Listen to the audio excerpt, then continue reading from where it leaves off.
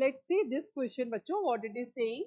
Read the following statements carefully and choose the incorrect statement. हमें ये देखना है कि पूछा क्या गया है. सबसे पहले हमें वो पता करना है कि पूछा क्या गया है, उसको हमें हाईलाइट करना है. इनकरेक्ट स्टेटमेंट इसमें पूछा गया है बच्चों. RRC is maintained by the respiratory center in the medulla. Always remember respiratory rhythm जो maintain होता है वो RRC करता है, medulla में present है. 2 seconds का inspiration and 3 seconds का expiration. 5 seconds का 1 breath. रिदम के फॉर्म में होना कौन कंट्रोल करता है? RRC. बिल्कुल करेक्ट स्टेटमेंट है ये. Nearly 2.8 ml CO2 per 100 ml of blood is transported as bicarbonate with the help of enzyme carbonic anhydrase, which is mostly present in plasma. बिल्कुल गलत स्टेटमेंट है. कार्बोनिक एनहाइड्रेस जो enzyme होता है वो प्लाज्मा में कम और आरबीसी में ज्यादा प्रेजेंट होता है. तो ये स्टेटमेंट यहाँ पर रॉन्ग है.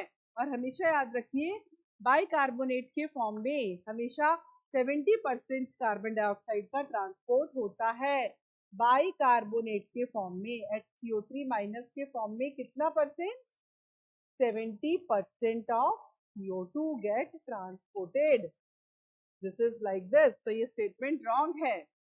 The first step in the respiration is breathing, by which atmospheric air is taken in and the alveolar air is released out. बिल्कुल ब्रीदिंग में यही होता है. Breathing is equals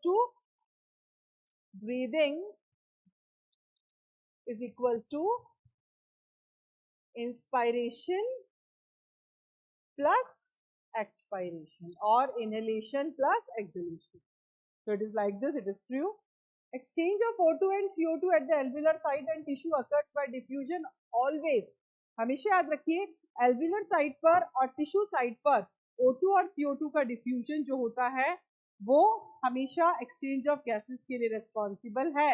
Got it or not? So it is correct. इसको हम समझ लेते हैं. इधर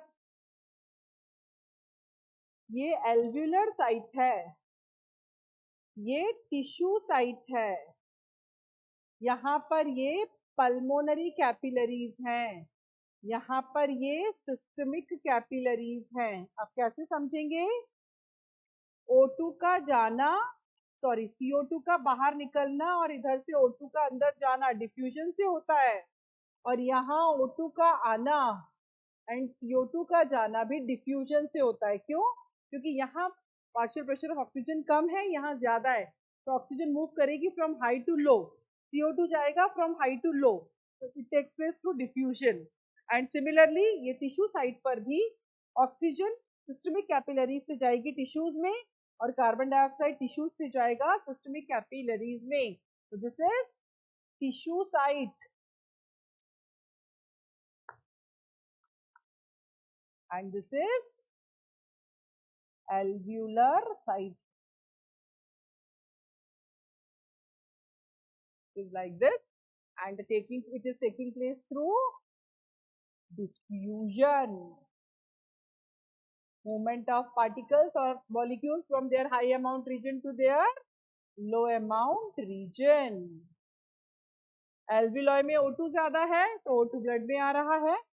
टिश्यू में CO2 ज्यादा है इसीलिए इधर से CO2 ब्लड में जा रहा है. इधर CO2 इधर ब्लड में ज्यादा है इसीलिए एल्वियोलाई में जा रहा है. सिस्टमिक कैपिलरीज में ऑक्सीजन ज्यादा है इसीलिए वो टिश्यू की तरफ आ रही है. इस तरह से आपको ये ओवरऑल समझना होगा. ठीक है.